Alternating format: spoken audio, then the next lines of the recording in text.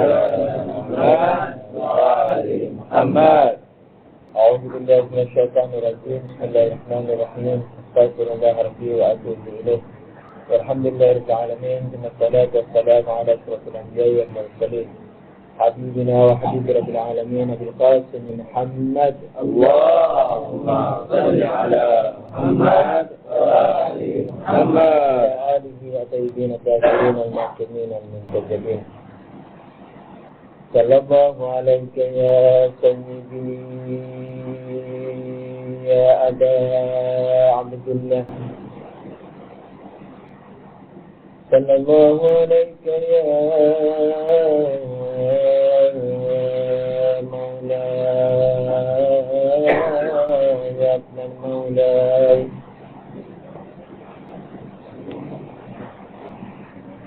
صلى الله عليك يا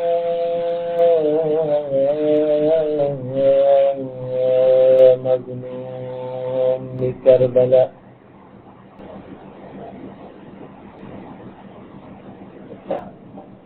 صلى الله عليك يا سيدي وعلى أهل بيتك وأصحابك المقتولين في كربلاء. يا ليتنا كنا معكم سادتي فنفوز فوزا عظيما. duka di atas duka, air mata sepanjang masa. Duka di atas duka, air mata sepanjang masa. Duka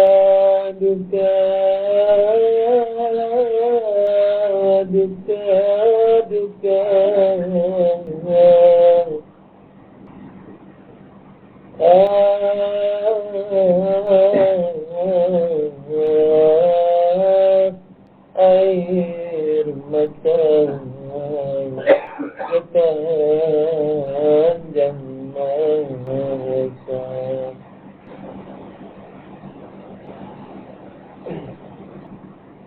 Pada malam Asyura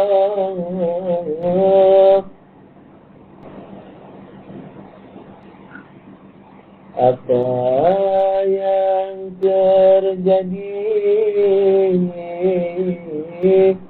di Karbala.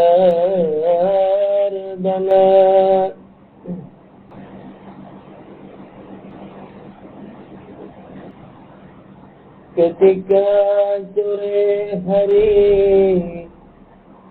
Imam Hussein memutuskan untuk tidak berbaiat pada musuh Tuhan, para tentara lawan pun berkata, kalau begitu sekaranglah kita mulai peperangan ini. Tapi Maula Hussein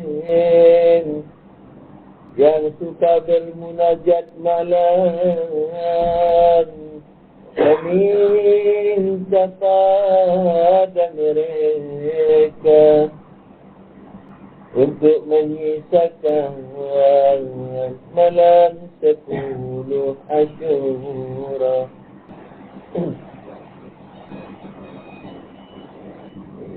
Apa yang terjadi malam itu? Ada sahabat Imam Husain yang membaca Quran. Ada yang bertahajud malam. Ada yang mengasah pedangnya. Ada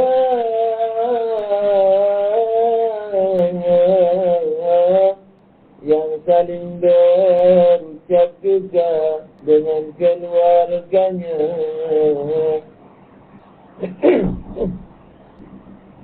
Karena malam itu malam terakhir bagi mereka.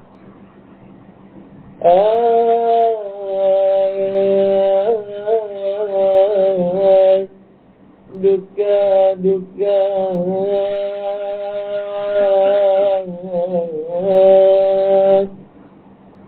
duka, duka, duka, duka, duka, duka.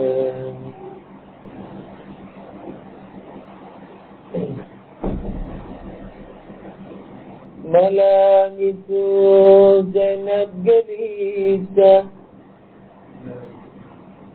Jangan-jangan tentara Imam Husain pun akan kabur. Karena dalam suatu riwayat, tentara Imam Husain yang sampai ke Karbala itu ribuan orang. Tapi mereka melepaskan diri dari pembelaannya dan pergi dari sisi Imam Husain.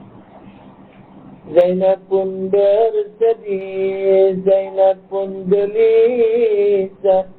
Jangan-jangan yang tersisa ini pun kan pergi meninggalkan Husain belahan hati. Zainab keluar dari kemah.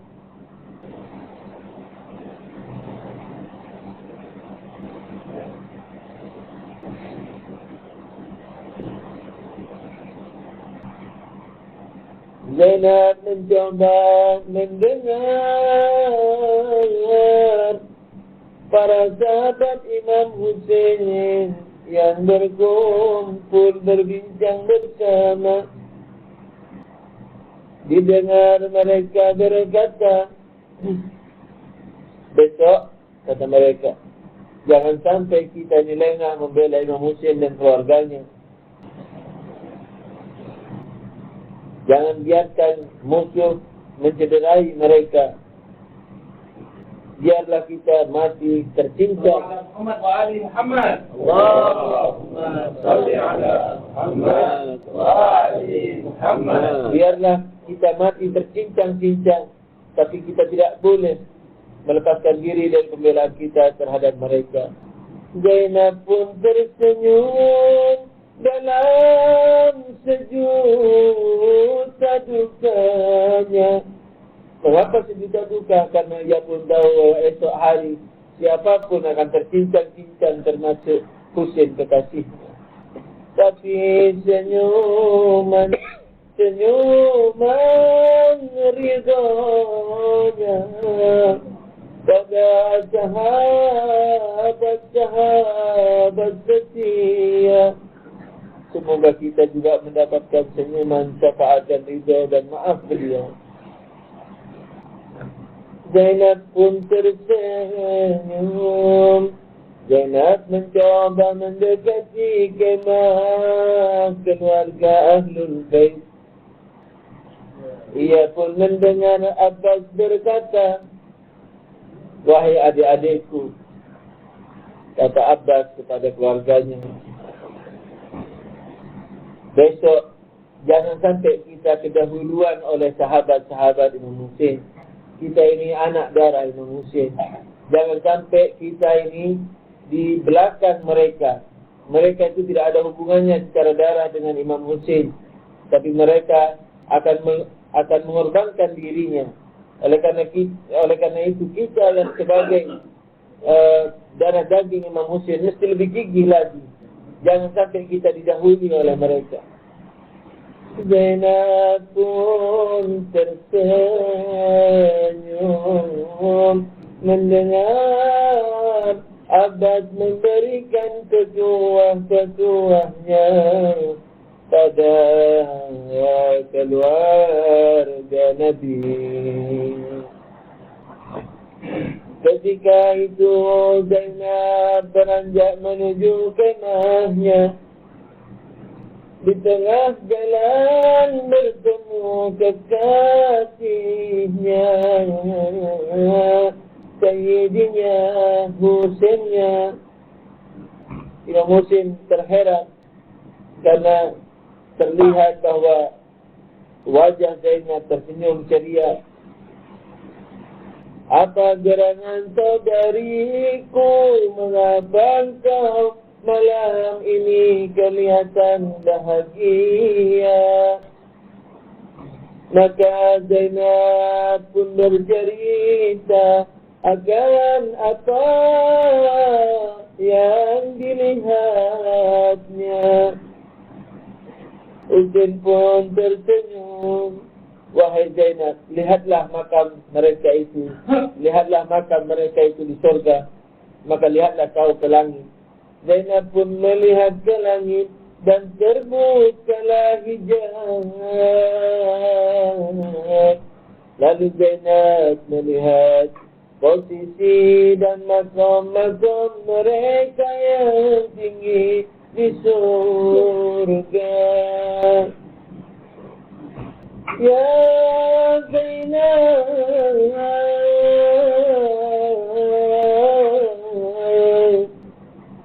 ya Zainab, ya Zainab, ya Zainab, ya Zainab, datanglah. Lalu Imam Husain ingin menghibur Zainab. Dikatakan, ya Zainab, mari datang bersamaku. Lalu Imam Husain menyeru para sahabat dan kerabatnya.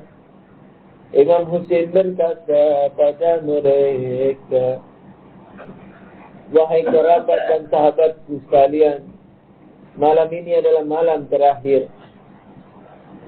Lawan-lawan itu hanya mencari aku.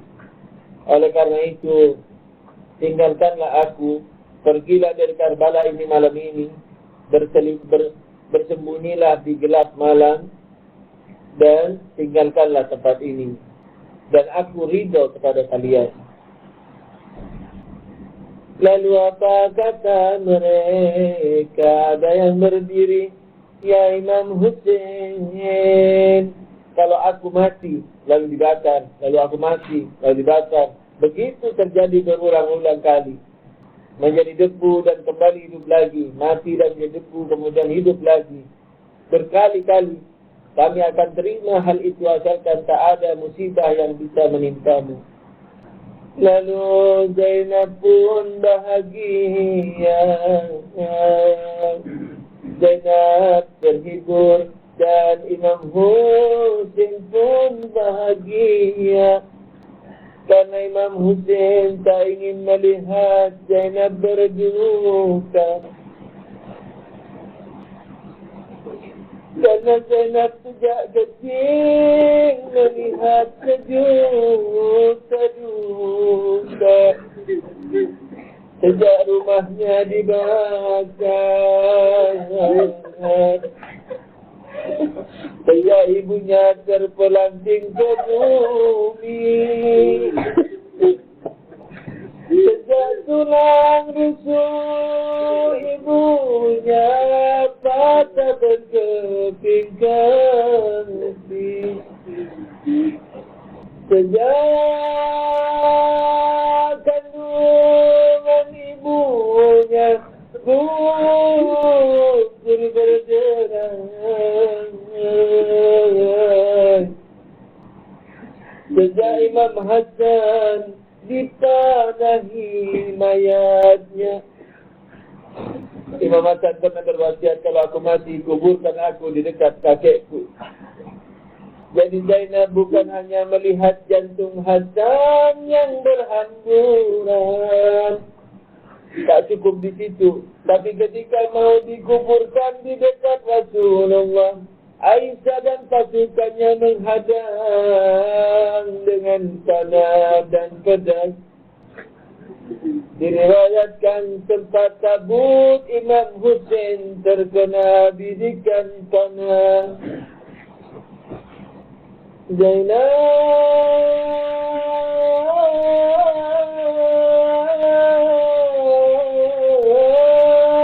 datanglah kemari, datanglah kemari, datanglah di hati,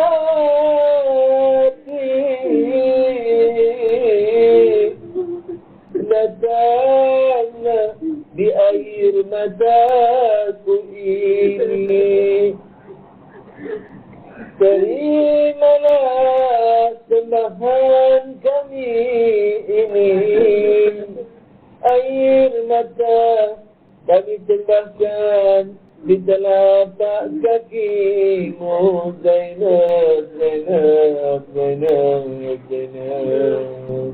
Ya Zainab, salamullahi alaik, ala na'natullahi ala al-qawmi al-zalimin, salawat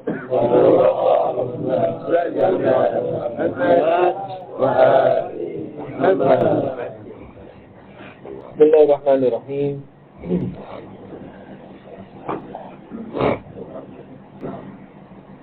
Berkenaan dengan kajian kita tentang filsafat perjuangan dan filsafat perjuangan secara umum dan filsafat Karbala, semalam kita sampai kepada mukadimah bahwa alam ini dibagi tiga, yaitu an-material mutlak, kemudian an-material tidak mutlak, kemudian material. An-material mutlak dan an-material tidak mutlak dalam bahasa agama atau Al-Quran disebut sebagai malaikat. Kalau an-material mutlak disebut malaikatul ulya, malaikat yang tinggi. Kalau malaikat barzakhi, yakni yang an-material yang tidak mutlak, disebut sebagai malaikat biasa. yakni mudabbirati amra. Yani malaikat pengatur semesta alam, pengatur rezeki, menulis dosa-dosa, pahala, mengatur kematian, kehidupan, kiamat, kebangkitan, kehancuran, dan seterusnya. Itu disebut malaikat barzakh dalam istilah filsafat. Kalau yang malaikatul ulya itu disebut al-aql atau disebut an-material mutlak dalam istilah filsafat.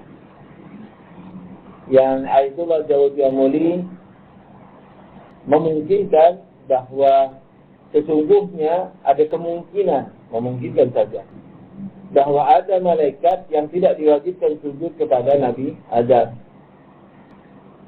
Sekalipun ayatnya berbunyi fasajadul malaikatu ajma'un atau ajma'in. Jadi malaikat bersujud semuanya kepada Nabi Adam.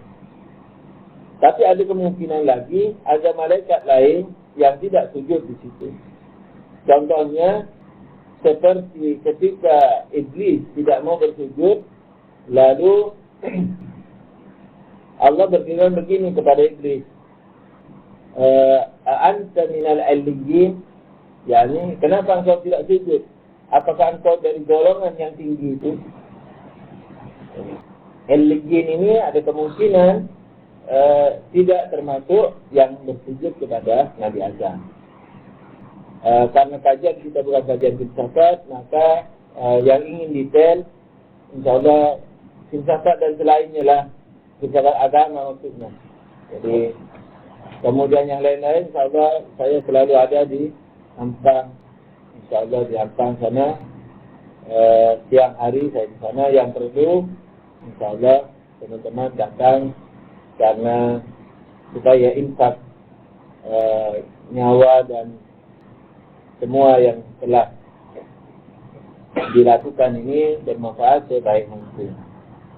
Jadi ini globalnya saja, yakni tidak saya detailkan secara filosofis, tapi cukup untuk mengkaji sebagai mukadimah daripada filsafat agama, filsafat perjuangan dan perjuangan Imam Hussein alaihissalam. Nah, jadi 3 alam ini disebut 3 alam, alam Jabarut, Malakut, misalnya, terus kemudian alam Nasut. Yakni alam non material mutlak, kemudian non material tidak mutlak, kemudian materi. Malaikatul Ulya kemungkinan disebut sebagai malaikatul ulya, kemudian malaikatul biasa, mudabbirat amra, kemudian materi. Nah, yang ada gerak ini tadi malam sudah dibahas di sana, ini sekilas saja karena banyak wajah baru. Yang alam materi ini karena dia dikungkung, hakikatnya adalah volume dan waktu, maka di sana ada proses, ada gerak. Ada gerak yakni perubahan sesuatu kepada sesuatu yang lain. Apakah secara zati seperti daging kepada mani kemudian kepada menjadi manusia, atau rumput dimakan kelinci dimakan ular dimakan apa? Nah, misalnya apa saja, itu perubahan, itu namanya gerak. Jadi gerak itu bukan hanya kereta dari satu titik ke titik yang lain, bukan hanya seperti itu.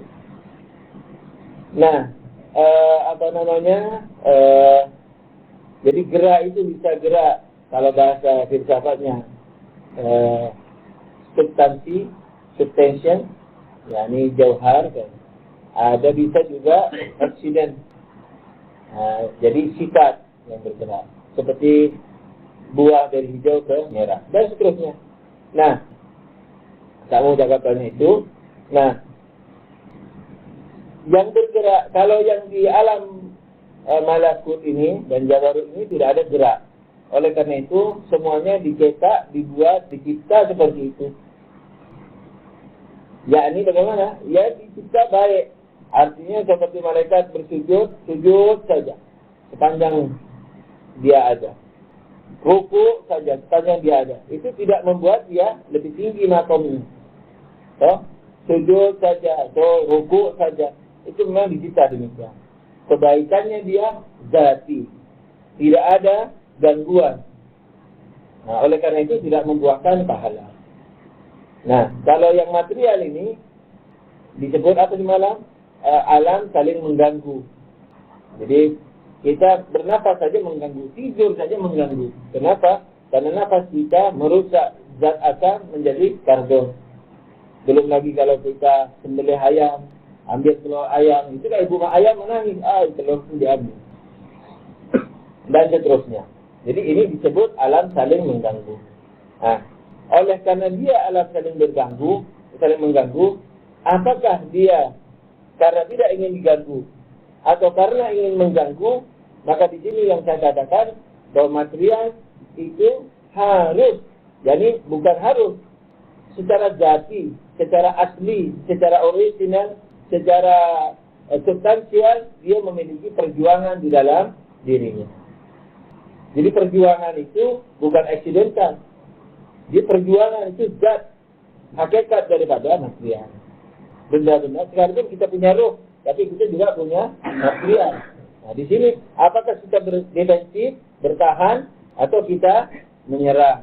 Seperti kita jadi serangan, gangguan ini ada dua macam. Semalam sudah disebut, ada gangguan yang halal, seperti mengganggu ayam yang disembelih, Ada gangguan haram seperti menyembelih kucing tanpa alasan, misalnya membunuh kucing atau yang lain-lain, membunuh orang misalnya. Nah, ini yang ada yang boleh, ada yang tidak boleh. Nah, jadi perjuangan itu tidak bisa dielakkan oleh siapapun juga. Jadi apakah dia bertahan supaya tidak diserang, atau kita ingin menyempurnakan diri kita. Nah, oleh karena itu perjuangan ini bisa kita bagi menjadi dua. Bagian pertama yaitu pertahanan dan kemajuan. Demi kemajuan atau bertahan. Jadi demi kemajuan atau bertahan. Nah, yang pertahanan ini atau yang kemajuan ini ada dua lagi pembagiannya. Bisa natural, yani alamiah, seperti makan, minum, seperti bisnis. Ada yang lagi agama. Jadi bertahan karena agama. Kemudian defensif, bukan defensif, ofensif, jadi mengejar karena agama juga. Seperti misalnya contohnya Karbala. Karbala Imam Husain itu perjuangannya dari jenis mana? Ini satu sisi, banyak pembahasan mengenai Karbala. Di antaranya, kalau dia dari sisi kacamata defensif, maka perjuangan Imam Husain kala itu adalah perjuangan defensif. Diserang. Makanya Imam Husain mengatakan, kalau kalian mengkhianati aku, kan kalian mengirim surat untukku, untuk datang ke pimpin kalian. Nah, sekarang aku datang, kalian mau berperang dengan aku. Kalaulah kalian tidak mau lagi mengundang aku, biarkan aku pergi kemana aku suka. Tapi mereka berkata, tidak boleh. Sekarang tidak ada kesempatan buatmu untuk pergi. Oleh karena itu, perjuangan Imam Husain dari sisi ini adalah defensif. Defensifnya alami atau agama. Kebetulan dua-duanya. Saya pernah heran ketika membaca sejarah, ketika Muhammad bin Hanafiyah bertemu dengan Imam Husain ketika sudah mau keluar dari Madinah itu, kan kalau tidak keluar sudah terbunuh di situ, maka wajib Imam Husain berikhtiar dulu, selama masih bisa berikhtiar untuk menghindar, karena tak ada pasukan, menghindar. Ketika beliau menghindar, membawa keluarganya keluar dari Madinah, bertemu dengan Muhammad bin Hanafiyah sebelum keluar dari Madinah tentunya. Setelah berdialog, Muhammad bin Hanafiyah berkata, kan Muhammad bin Hanafiyah mengatakan begini, Najaf, Kufa itu adalah kau tahu sendiri orang yang kayak apa, maksudnya munafik lah, cepat berubah. Tapi Imam Husain terus mengatakan, saya akan berangkat. Sebab saya sudah ditunggu kakek Rasulullah Sallallahu Alaihi Wasallam.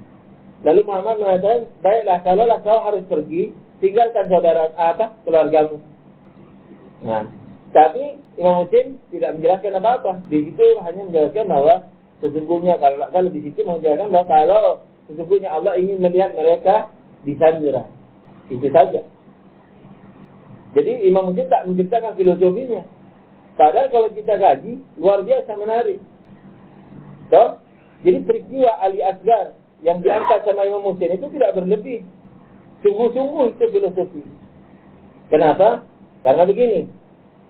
Orang-orang Ahli Sunnah wal Jamaah mengatakan bahwa Imam Husain wajib dibunuh karena keluar dari pemerintahan yang sah. Karena dia keluar dari pemerintahan Muslim, Khalifah Muslim. Ada yang mengatakan layak dibunuh Imam Husain karena keluar dari pemerintahan Muslim. Nah, jawabannya Ali Asgar itu jawabannya. Kenapa? Karena Muslim melarang membunuh orang yang tidak berperang. Nah, anak Imam Husain apa dosanya? Anggap betul-betul dia khalifah yang sah. Nah, kalau dia khalifah yang sah, khalifah Islam, bukan kerajaan sembarang. Kalau khalifah yang sah Islam, maka jangankan anak kecil, pokok-pokok saja kadang-kadang tidak boleh, atau seringlah juga mengatakan jangan tebar pokok-pokok, tidak berdosa. Jadi Imam Husain bukan ingin membawa penderitaan kepada keluarganya semuanya, tidak. Tapi ini hujah untuk kita semua, supaya hati kita terbuka, supaya saudara-saudara kita ahli sunnah yang ditipu sepanjang sejarah juga terbuka. Di samping pahalanya syahadah, tapi efek sosialnya luar biasa. Jadi kalau masih ada orang ragu, jangan-jangan Imam Husain salah. Mana boleh Yazid dimungkinkan benar, sementara dia menghalalkan darah anak-anak kecil. Nah, jadi pemboikotan air itu semua dijalani oleh Imam Husain secara sabar. Itu sebenarnya Imam Husain bisa saja berperan dari awal, tapi beliau tidak mau berperan. Kenapa? Menunggu sampai menderita sekali. Dan satu sisi memang untuk memberi hidayah, barangkali mereka kembali lagi seperti Hur, toh? Tapi secara dampak filosofi politiknya itu ke depan besok, bahwa beliau bisa menangkal semua itu dengan peristiwa yang ada. Nah, oleh karena itu maka perjuangan Imam Husain ini defensif secara majority, kemudian defensifnya itu karena agama dan juga karena sosial. Jadi karena alamiah, natural. Jadi artinya apakah orang itu memakai cara agama ataukah memakai cara sosial biasa, tetap menghukumi bahwa pemerintahan Yazid batil. Salah, tidak benar. Karena tak ada agama, tak ada logika yang bisa membenarkan apa yang terjadi di Karbala terhadap pembunuhan anak-anak kecil. Nah itu. Nah, jadi Imam Husain melengkapi hujahnya kepada seluruh manusia pada masa itu dan sampai masa mendatang. Jadi kalau saya istilahkan di sini, hujah lahir dan batin atau hujah agama dan hujah sosial. Nah, jadi dapat digambarkan. Jadi Muhammad bin Hanafiah belum paham mengapa ini, kan dia tak tahu apa yang akan terjadi. Kalau Imam Husain sudah diberitahu sejak zaman Rasulullah Sallallahu Alaihi Wasallam apa yang akan terjadi dan seterusnya. Nah, mana ini tadi? Sallu ala Nabi. Allahumma salli ala Muhammad wa ali Muhammad. Kemudian yang untuk kemajuan, ya, ini pertahanan dan contohnya ke sana. Yang untuk kemajuan, misalnya kemajuan itu kita tidak diserang, kita ingin maju sendiri. Kita mau sholat, kita mau tahajud, kita mau berdoa, kita mau menangis dan seterusnya. Nah ini terbagi lagi menjadi dua bagian. Ada jihad batin, ada jihad lahir. Jadi ada perjuangan lahir yang agama ini, ya, yang alami tak perlu dibahas lah. Yang alami ini kayak bekerja, semua gampang direnung-renung sendiri sudah terkenal. Artinya sudah dapat pahami perjuangan alami. Ya biasa kalau hujan kita mengindah dan seterusnya. So, tapi kalau perjuangan kemajuan yang agama ini terbagi menjadi dua, ini lahir dan batin. Jihad kecil dan jihad besar. Nah, jihad kecil dan jihad besar ini, tidak bisa dipisahkan. Tidak sebagaimana yang dikatakan oleh Jamaah Tabligh. Jamaah Tabligh itu dia berkata apa? Berkata bahwa selama kita bertarung dengan batin ini belum selesai, maka tidak akan pernah kita bertarung dengan lahir, dengan pedang. Saya pernah jumpa dulu 15 tahun yang lalu misalnya di Thailand, salah satu pemimpin dari Islam Jamaah. Mereka berkata bahwa selama kita masih belum menyelesaikan jihad batin, kita tidak diperkenankan untuk melakukan jihad kecil, yakni jihad pedang. Kurang lebih saya katakan waktu itu hadis mengenai jihad besar dan jihad kecil ini diucapkan oleh Nabi. Kapan diucapkan? Sepulang dari jihad kecil. Jadi bukan Nabi di rumah lagi berenung berjuang dengan dirinya, kemudian ada perang di situ, Imam Nabi mengatakan jangan perang nih, jangan perang, kita masih jihad besar. Tidak begitu. Ini pedang Nabi lagi lumur darah, mengatakan sesungguhnya jihad yang kemarin itu yang kita lakukan ini kecil, jihad besar ada di sini. Jadi tak bisa dipisahkan jihad besar dan jihad kecil. Yang kedua, untuk mengetahui jihad besar, sebagiannya itu tidak bisa kecuali masuk ke jihad kecil.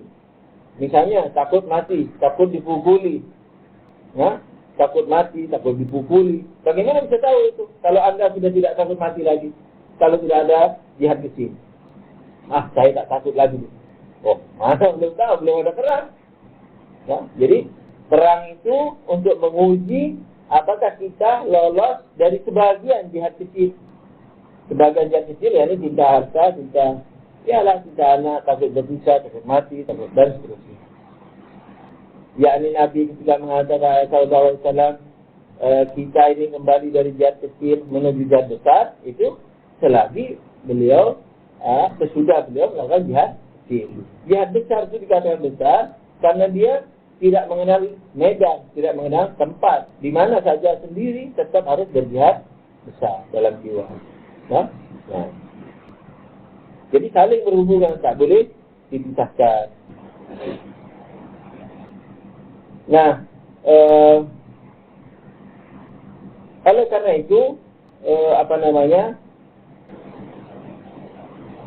jihad yang akan dilakukan, misalnya kalau contoh seperti di Karbala, itu kan jihad kecil. Nah, di dalamnya itu terdapat jihad besar, walaupun sebagiannya saja, tidak semuanya. Makanya banyak orang berperang dulu, misalnya sebagiannya mungkin karena harta rampasan dan seterusnya. Jadi harus ada yang diistilahkan dengan jihad besar dalam dirinya. Jadi harus ada jihad besar. Jihad besar dan jihad kecil ini harus saling ditabiskan. Nah, kecintaan, misalnya Hadrat Zainab alaihissalam kepada Imam Husain, itu jangan dianggap sebagai kecintaan yang bukan jihad. Jadi, yakni kan kalau jihad besar itu tidak boleh cinta kepada selain Tuhan.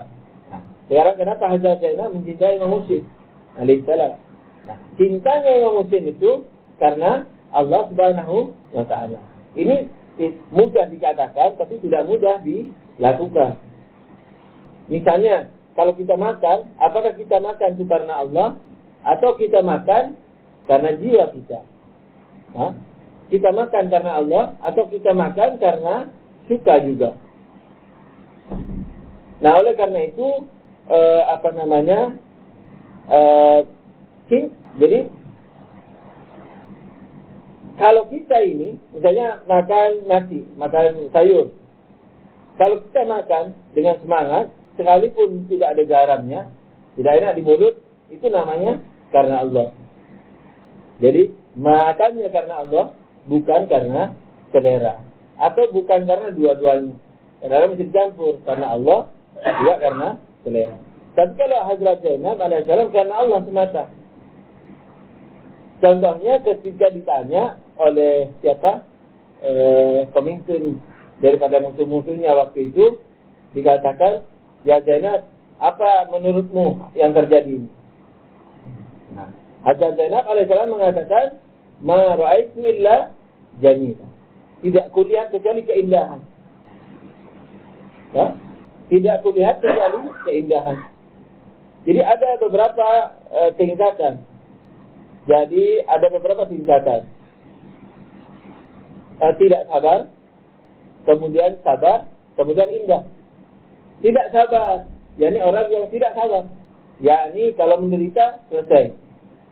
Apa saja yang membuat susah, berjuang untuk Imam Husain, apakah di Medan, ataukah seperti sekarang, hadir Husainiyah, misalnya hadir pengajian agama, lelah sedikit tak datang. Itu tak sabar.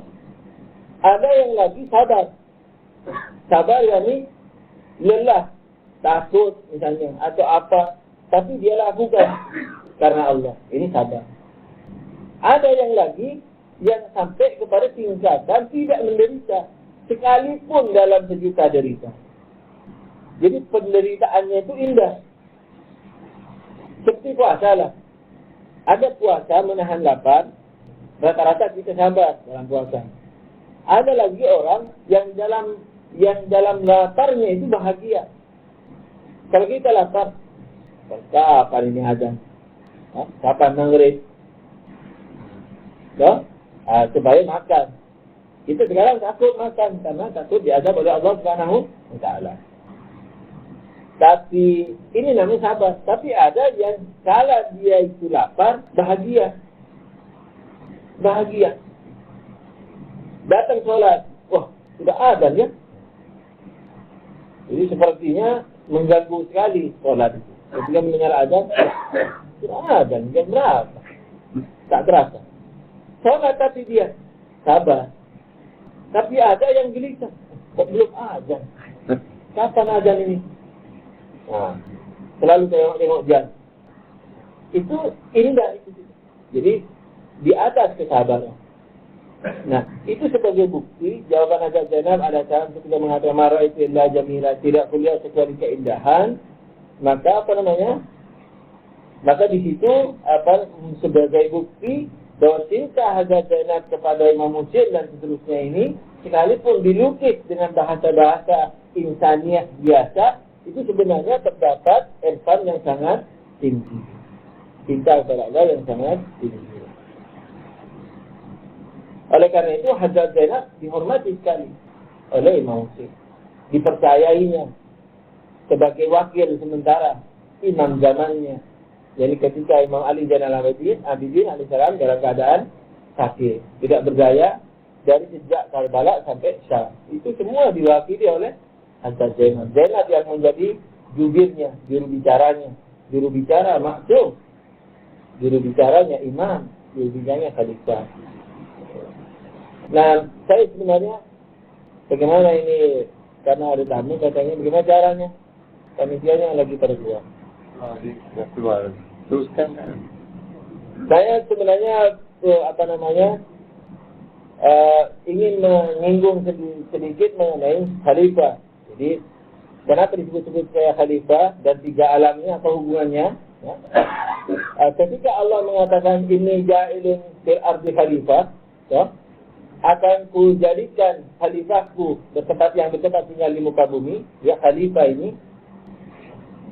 Nah,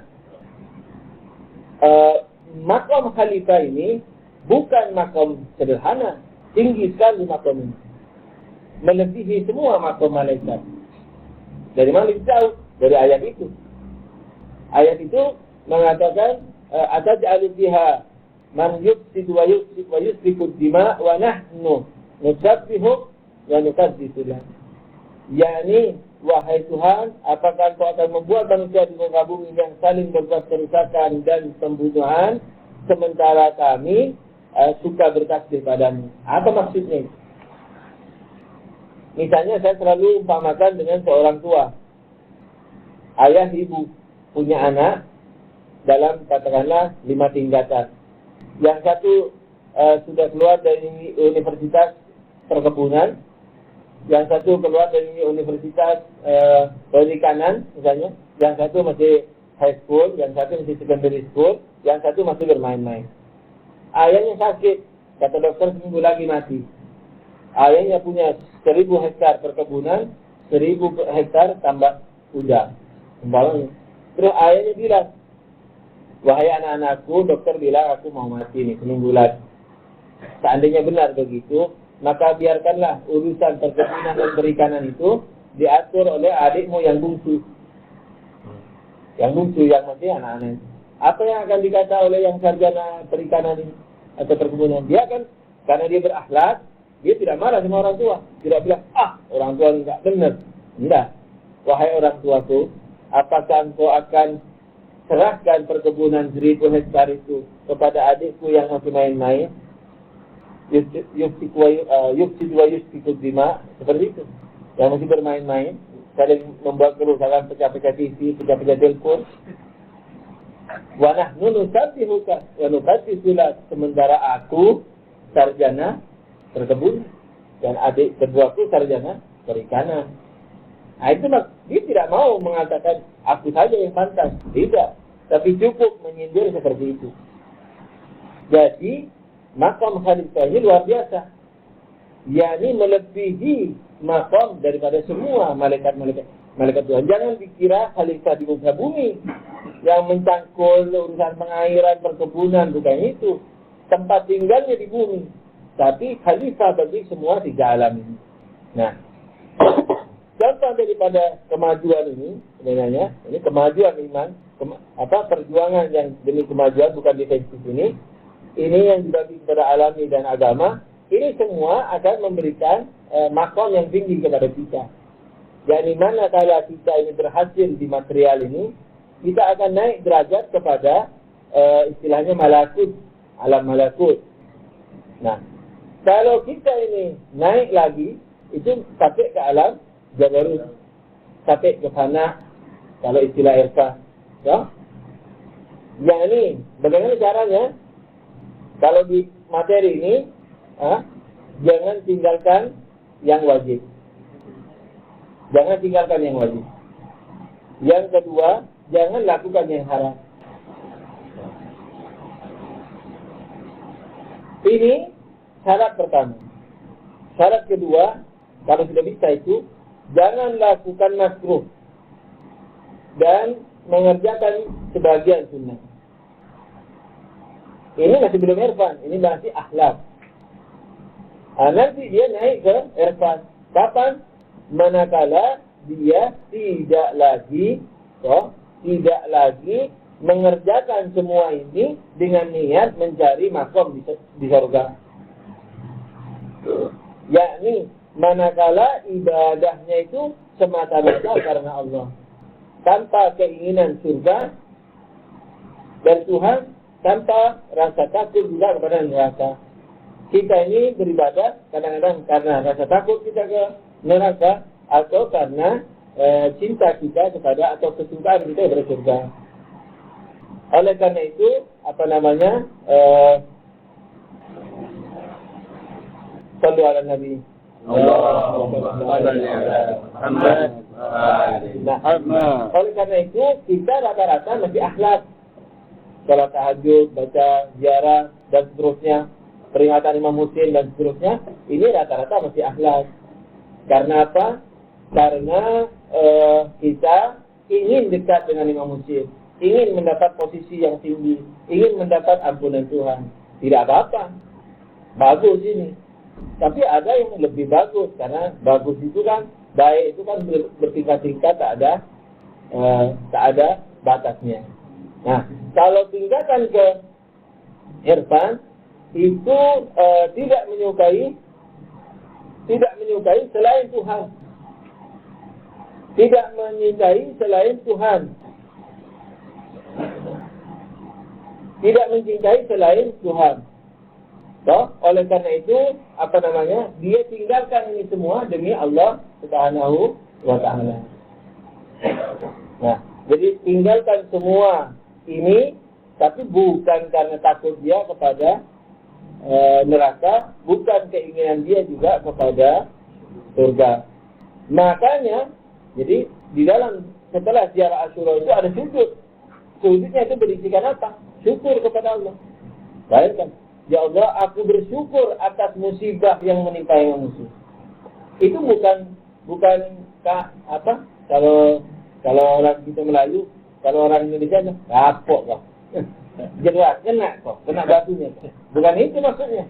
Syukur yang dimaksud di sini karena musibah itu telah mengangkat bukan hanya Imam Husain, bukan hanya sahabat Imam Husain, tapi mengangkat dan memberi berkah kepada semua, termasuk Islam. Coba tidak ada Karbala, hancur Islam. Hancur Islam.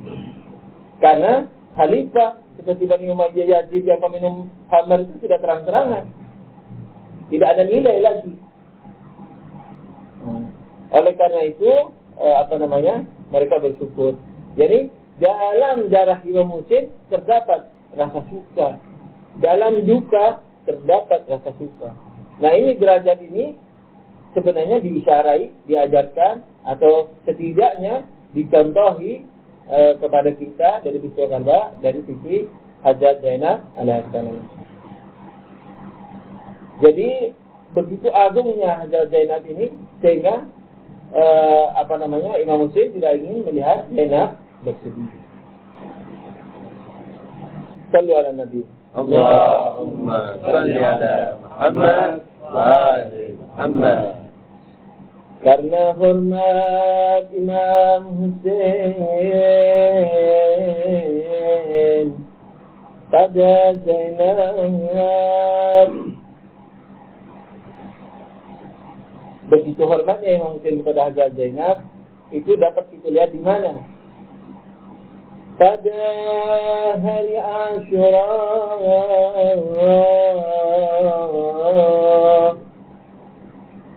dikala Imam Hussein tinggal sendiri. Imam Hussein sebelum maju ke medan laga datang ke kemah Zainab, mengucapkan ucapan perpisahan, mewasiatkan yang perlu diwasiatkan. Setelah berpelukan, pelukan terakhir, Imam Hussein keluar dari kemah. Tapi keluarnya aneh kali ini.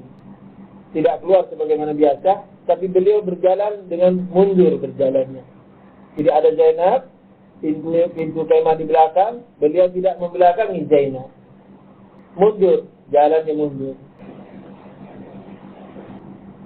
Imam Hussein melangkah mundur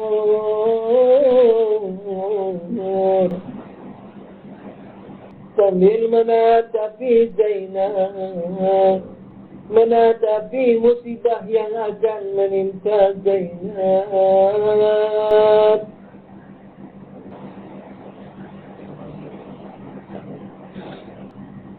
Diriwayatkan ketika Imam Hussein berperang selalu menengok ke belakang. Jadi hati Imam Hussein selalu ada di kemah.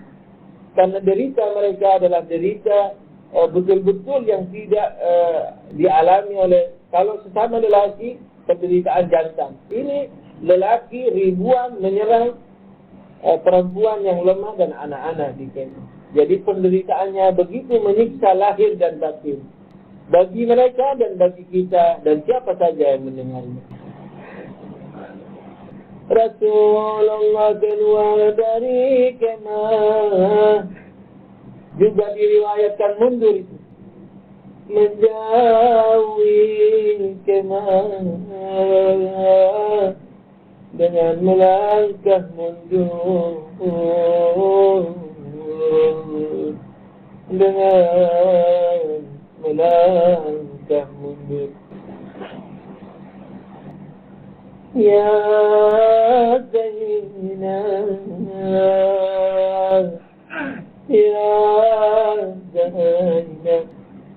Dikatakan bahwa ketika mereka ditawan, semua dirantai di tangan dan kakinya.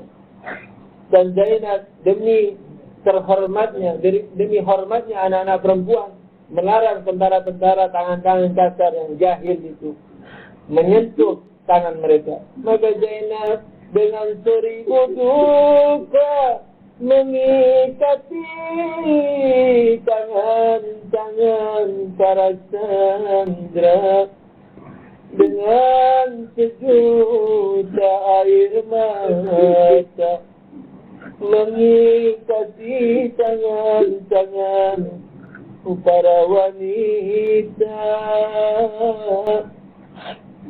Bayangkan ketika Zainab harus mengikat tangan Sukaina.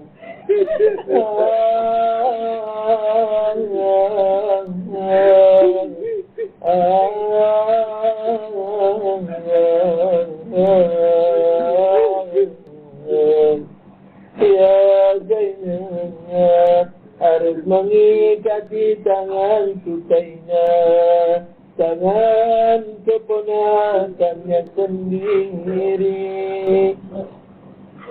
Ada lagi duka yang dalam. Kapan? Ketika Zainab harus diikat. Maka Zainab pasrah diri, jangan musuh Tuhan mengikati tangannya. Ya Zainab, ya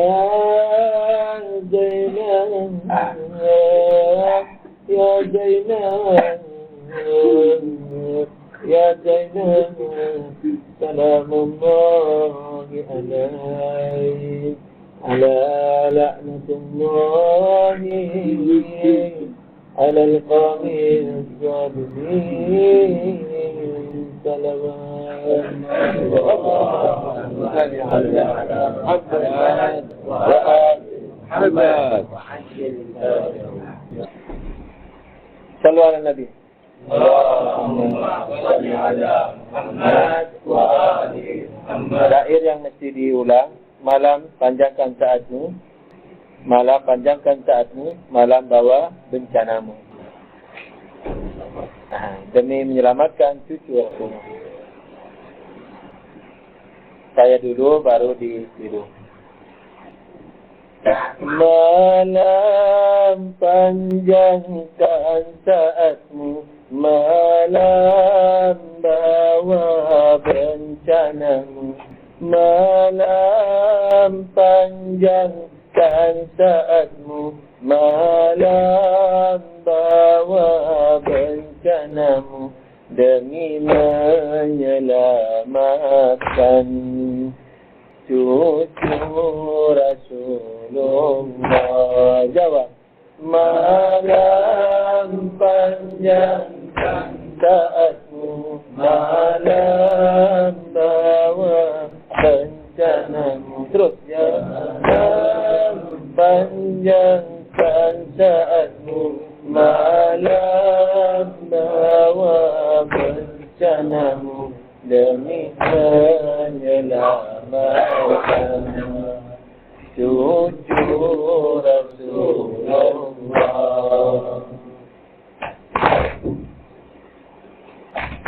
Yang dimaksudkan malam Asyura. Malam panjangkan saatmu, malam bawa bencanamu. Malam panjangkan saatmu, malam bawa bencanamu, demi menyelamatkan cucu Rasulullah. Jawab. Malam panjangkan saatmu, malam bawa bencanamu. Malam panjangkan saatmu, malam bawa bencanamu, demi menyelamatkan cucu Rasulullah.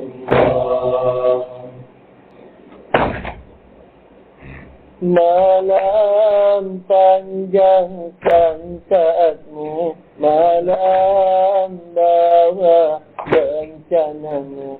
Malam panjangkan saatmu, malam bawa bencanamu, demi menyelamatkan cucu Rasulullah. Jawab. Malam panjangkan saatmu, malam bawa bencanamu. Malam panjangkan saatmu, malam bawa bencanamu, demi menyelamatkan cucu Rasulullah. Deburan pasir hentakan kuda pada soremu malam. Deburan pasir hentakan kuda pada soremu malam. Menyelimuti kemah imammu malam, ia pun menunda malam demi menemanimu. Hai malam Asyura, malam panjangkan saatmu, malam bawa bencana.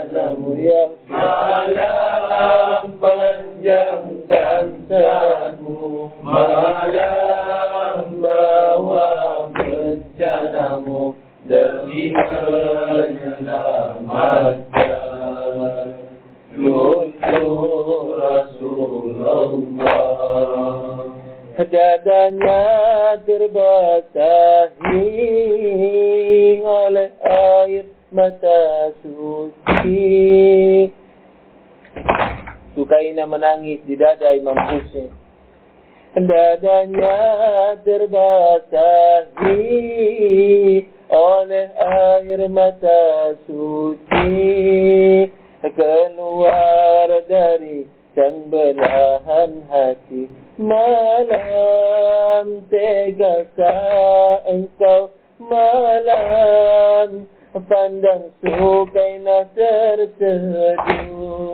Hai malam Asyura, malam panjangkan saatmu, malam bawa rencanamu, malam panjangkan saatmu, malam bawa rencanamu demi menyelamatkan cucu Rasulullah.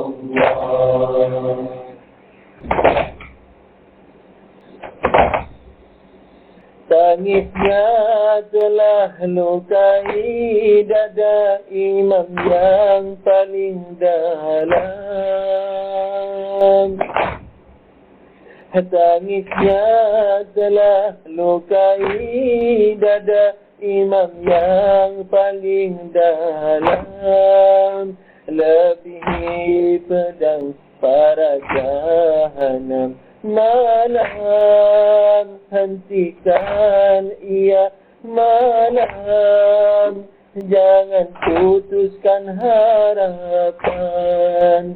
Hai malam Asyura, malam panjangkan saatmu, malam bawa rencanamu, malam panjangkan saatmu, malam bawa rencanamu demi menyelamatkan cucu Rasulullah. Sesaat Zainab berhasil meredam tangisnya. Sesaat Zainab berhasil meredam tangisnya. Pandangi imam, pandang Sukainah dengan bergantian. Tapi duhai malam, legak tangis pun tidak terhindarkan. Yang goncangkan bumi bahkan 7 langit. Malam hentikan malam, jangan putuskan harapan. Hai malam Asyura, malam panjangkan saatmu, malam bawa rencanamu, malam panjangkan saatmu, malam bawa rencanamu demi menyelamatkan cucu Rasulullah. Kini Karbala tandus telah menjadi lumpur karena hujan datang walau tanpa mendung. Bahkan ia sebabkan mendung kehidupan.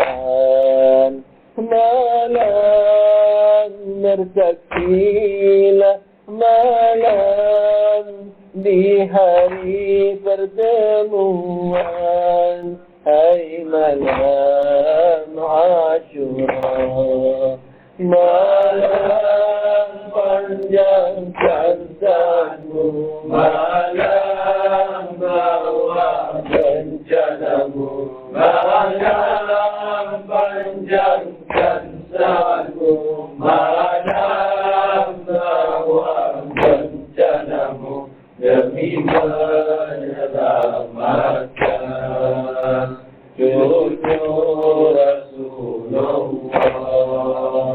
Malam panjangkan saatmu, malam bawa bencanamu, malam panjangkan saatmu, malam bawa bencanamu, demi menyelamatkan cucu Rasulullah. Malam panjangkan saatmu, malam bawa bencanamu, malam panjangkan saatmu,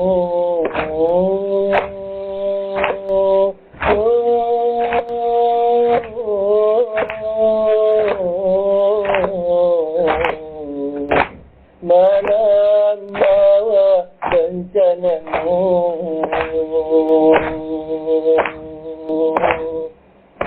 malam panjangkan saatmu, malam bawa bencanamu, demi menyelamatkan cucu Rasulullah. Malam panjangkan saatmu, malam bawa bencanamu, malam panjangkan salatmu, malam bawa bencanamu, demi menyelamatkan cucu Rasulullah, demi menyelamatkan الفاتحة وقبل الصلاة على محمد وآل محمد. اللهم صل على محمد وآل محمد وعجل فرجهم يا ليلى.